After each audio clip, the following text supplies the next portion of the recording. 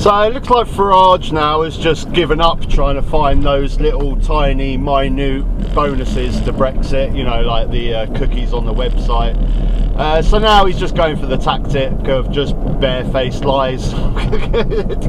It seems to be the only way, really. This was his take on the recent military agreement between America, Australia and the UK, and how it's obviously a benefit from Brexit.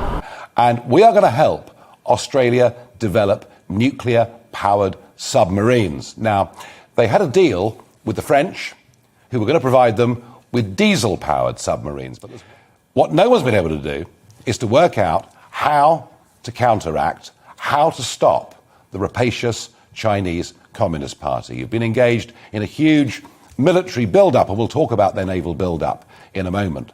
This is the Anglosphere coming together with a 21st century solution. France's diesel-powered subs were a 20th century solution. The nuclear subs are a 21st century solution, and I welcome the Anglosphere coming together. And I will say this deal would not have happened had it not been for Brexit. Had we been tied into an EU foreign policy, and we certainly wouldn't have gone against major French government contracts. Absolute barefaced lies. The EU cannot dictate military alliances with other countries. It's just pure, he's just spouting pure lies. And as for this French agreement with Australia for submarines, if Australia don't want them, they won't take them. Australia are not in the EU, so how can the EU dictate whether Australia take them or not? If they decide, actually, those diesel submarines, we don't want them anymore, what can the EU do about it? Absolute nonsense that this couldn't have been achieved without Brexit. So Brexit has allowed us to do, and in many ways, this was always the Brexiteers' dream, because my view has always been that our best friends in the world speak English, and I really, really mean that. Ding-a-ling-a-ling. And there it is, ladies and gentlemen. Nigel Farage finally admits on national TV the real reason why he wants Brexit is because them lot over there, they speak funny.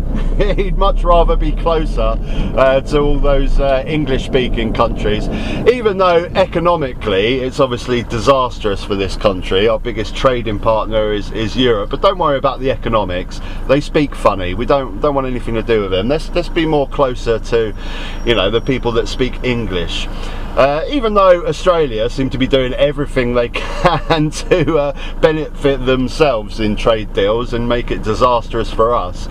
Every time I see the Australian Prime Minister recently, when he's been meeting with Boris Johnson, I just think, oh my God, he's just taking us for a joke, isn't he now? He's thinking to himself, those bloody Poms, finally, it's our time to give them a good kicking. We've suffered their wrath for the last 100 odd years, now it's our turn. It's obvious that's what's going on, isn't it?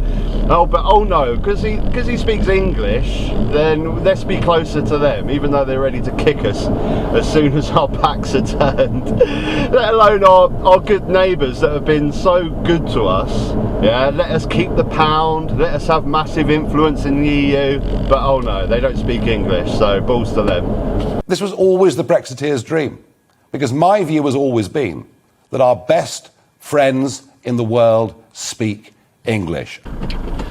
Now, there's actually so much to talk about in just this small little segment. There's so many bits. He also manages to sneak in there and have a go at Biden for making the gaffe. I don't know whether you've seen it, where he forgets the Australian Prime Minister's name when they're talking about this new alliance. And I'm not going to put it in because it's too cringeworthy. But also, he gets to have a nice little dig about New Zealand because they're not joining this alliance.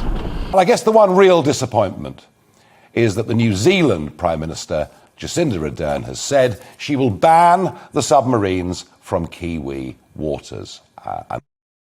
Well, certainly they couldn't come into our internal waters. Our legislation means that nothing that is wholly or fully powered, no vessel that is wholly or fully, partially or fully powered by nuclear energy is able to enter into our internal waters. So that that is in fact a position that has been held across parties for a long period of time.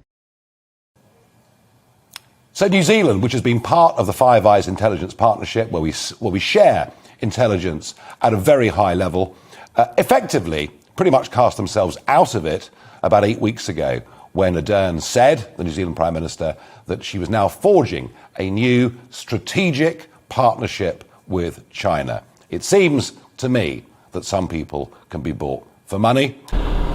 So again, absolute barefaced lies. I don't know how many lies this guy can fit in one small segment. I've looked high and low for this supposed New Zealand-China strategic agreement.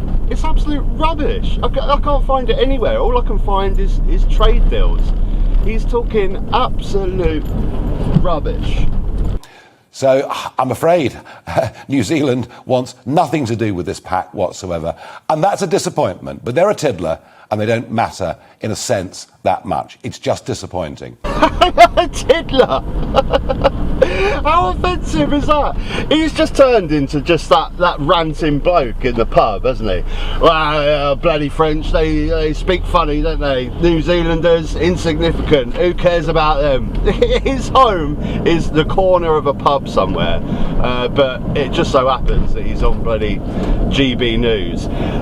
It's just terrible now, and it's really funny some of the subtle things that GB News do, like in the segment there with the Prime Minister of New Zealand. They had to just paste in that clip of her taking the mask off, just so they can show to the audience, you know, the GB News audience, that she's one of those, you know, one of those that actually cares about the pandemic. They don't have to show her taking her mask off, but they've done that for a reason. For a long period of time. Now, for me, I think this has got to be the beginning of the end for GB News, hasn't it? It's got to be. I mean, Andrew Neil has jumped ship. He was on Question Time, I think, recently, explaining the catastrophe of GB News and why he left. And now they're just resorting to just barefaced lies, aren't they? This is not journalism. This is just one man's opinion and lies.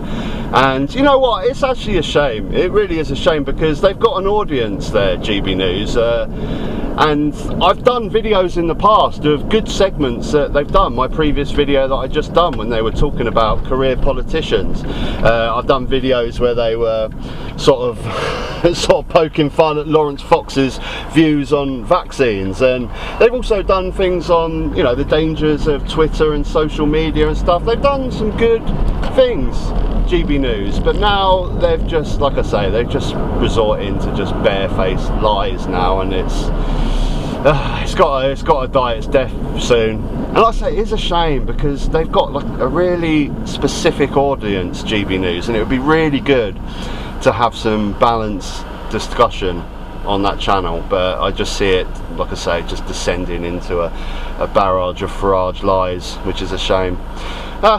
Anyway, as always, give me your thoughts. Take care. Till next time. What the fuck?